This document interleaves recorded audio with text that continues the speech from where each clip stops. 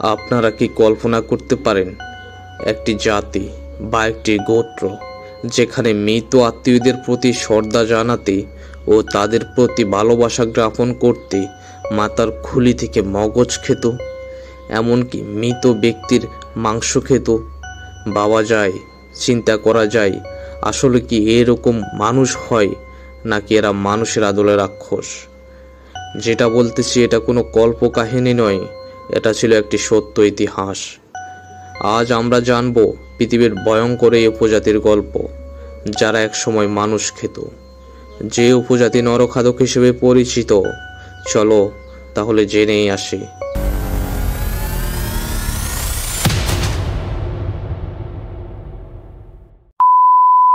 একবিংশ শতাব্দীতে এসে পৃথিবীর কোথাও অন্ধকার থাকে না, অর্থাৎ প্রযুক্তির কল্যাণে সব জায়গায় আলোকিত।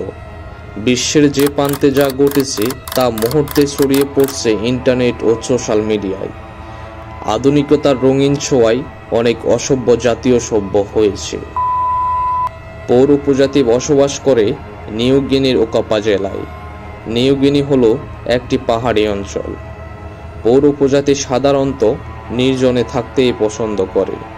নিউ গিনির উত্তর ও দক্ষিণপুরের 20,000 সদস্য মিলে প্রায় 400 বর্গমাইল জমিতে পৌর উপজাতি বসবাস করে। এই পাহাড়ি অঞ্চলে প্রতি বছর গড়ে 90 ইঞ্চির বেশি বৃষ্টিপাত হয়, যার বেশিরভাগই বর্ষাকালে, যা ডিসেম্বর থেকে মার্চ পর্যন্ত স্থায়ী হয়।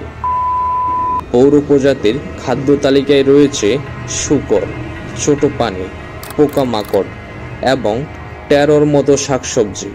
তাদের জীবিকার মাধ্যম হচ্ছে কাটাফোড়া চাষ, যার দ্বারা বোঝানো হয় পরিষ্কার করা জমিতে মূল শাকসবজি চাষ করা।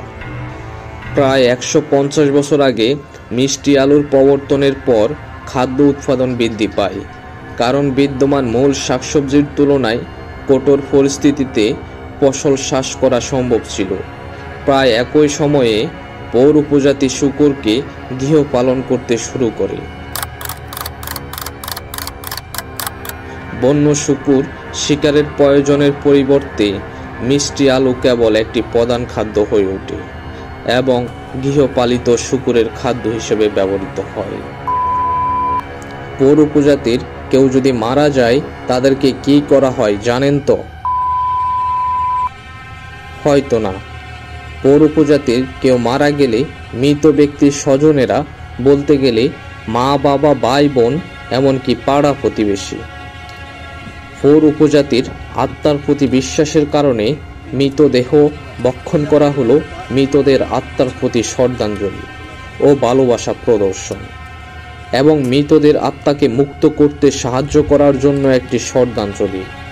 মৃত্যুর পরে শরীরের সমস্ত অংশ রীতিগতভাবে রান্না করা হবে এবং খাওয়া হবে, একমাত্র পিত্তথলি ছাড়া। মৃতদেহের মস্তিষ্কের মাংস শিশু এবং নারীদের জন্য নির্ধারিত। শরীরের বাকি অংশের মাংস খায় পুরুষরা। এমনকি মৃত ব্যক্তির হাড়গুলো পাউডার করে সবজির সাথে খাওয়া হতো। কত বছর ধরে তাদের এই রীতি চলে আসছে তার কোনো হিসাব নেই।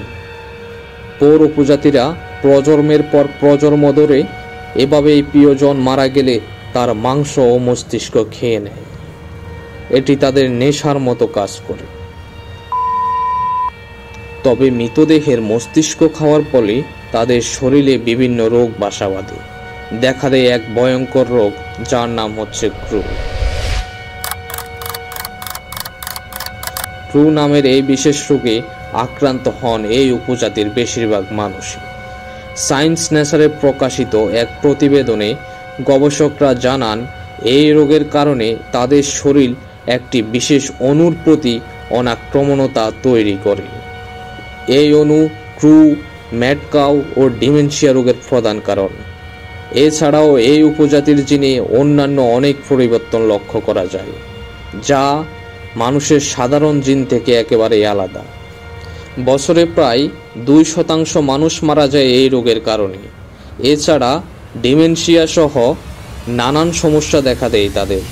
1950-এর দশকে এই প্রথা নিষিদ্ধ করা হয় এবং তারপর থেকেই ক্রু মহামারী হ্রাস পেতে থাকে। 1957 থেকে 2005 সাল পর্যন্ত 2700 জন মানুষ এই মহামারীতে মারা যায়। বিশেষজ্ঞরা তাদের পরীক্ষা করে জানতে পারেন বছরের পর বছর ধরে মৃতদেহের মস্তিষ্ক ও মাংস খাওয়ার ফলে তাদের এই রোগ দেখা দিত। তবে পোরদের এই অভ্যাস বদলাতে বেশ কষ্ট হয়েছে বিশেষজ্ঞদের।